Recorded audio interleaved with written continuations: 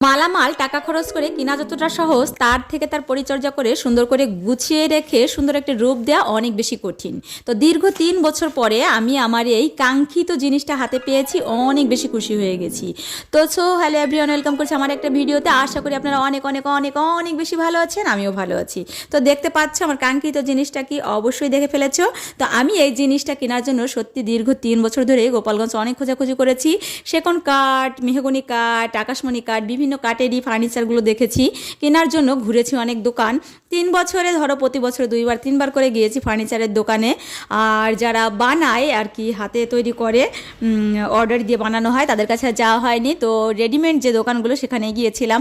কোনো table chair আমার এত বেশি ভালো লাগে না, আর যেটা একটু ভালো লাগে সেটা অনেক বেশি দাম হয়ে যায়। বিভিন্ন কারণে আমার ভাগ্যে আর কোনো চেয়ার টেবিল জোটেইনি এই 3 বছর ধরে। যাই হোক, এই টেবিলটাকে আমি আমার একটা আত্মীয়র কাছ থেকে বানিয়েছিলাম। আমি অনলাইনের অনেক ছবি, অনেক টেবিল ঘাটাঘাটি করে সেখান থেকে কিছু ডিজাইন নিয়েছিলাম। আর ওই দাদার দেয়া কিছু ডিজাইন, এই দুইজনের দেওয়ার ডিজাইনের উপর কাস্টমাইজ করেই ওই দাদার কাছ থেকে বানিয়েছিলাম। তো দাদা অনেক সুন্দর করে বানিয়ে দিয়েছে তার পছন্দের মতন করে। তো যাই হোক, এই পর্যন্ত যারা ভিডিওটা কন্টিনিউ করেছো তারা বলে যাবা যে আমার এই চেয়ার টেবিলটা কেমন হয়েছে। আর অবশ্যই আমার ভিডিওটা লাস্ট পর্যন্ত দেখার চেষ্টা করবা, আর গঠনমূলক কমেন্ট রাখবা। আমিও তোমাদের ভিডিওগুলো পুরো দেখে গঠনমূলক কমেন্ট করবো, আমরা একসাথে এগিয়ে যাব।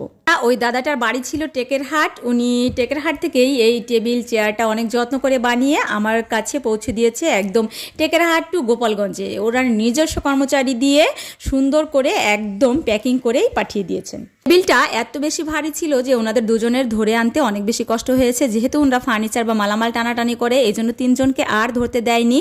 3জন ধরলে ওনাদের আনার জন্য একটু কষ্ট হয়ে যাবে। তো আমি বললাম, দাদা আপনারা বিশ্রাম নিয়ে নেন, ধীরে সুস্থে কাজ করেন, এত ব্যস্ত হওয়ার কোনো দরকার নেই।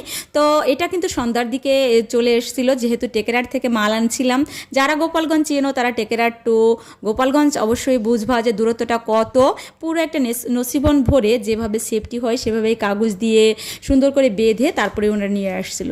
ফার্নিচারটা ধরো যেদিন বানিয়ে আমার বাসায় পৌঁছেছে তার 2 দিন আগেই, মাত্র 1 দিন আগে রং করেছে। তো তারপরেই নিয়ে আসছে। এমনও হয়েছে যে আমার বাসায় আনার আগেও কিছুটা রং করেছে।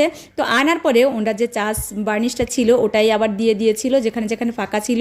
তো উনি গ্লাসটাকে সুন্দর করে সেট করে আবার মুছে পরিষ্কার ভালোভাবে ঘষে সেট করে দিয়েছে। তো এই ফার্নিচারটাই কিন্তু আমি একদম মানে কালার করিনি, জাস্ট চাষ দিয়েছিলাম যাতে সেগুন কাঠের একটা শেড আসে।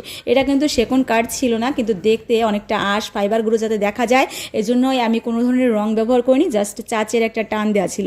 দেখো আমার বাবু কিন্তু অনেক বেশি খুশি হয়ে গিয়েছে, আমরাও সবাই অনেক বেশি খুশি হয়েছি। তোমরা কি এই টেবিলটা দেখে খুশি হয়েছে অবশ্যই কমেন্টে জানিও কিন্তু। আর ভিডিওটা যারা পুরোটা দেখেছো তাদেরকে অসংখ্য ধন্যবাদ। আর যারা নতুন আমার ভিডিওতে আছো তারা অবশ্যই আমার পেজটাকে ফলো দিয়ে কমেন্ট করে রেখে যাবে, আমিও তোমাদের বাড়ি দিয়ে ঘুরে আসবো। ভালো থাকবে, সুস্থ থাকবে, দেখাবে নেক্সট ভিডিওতে।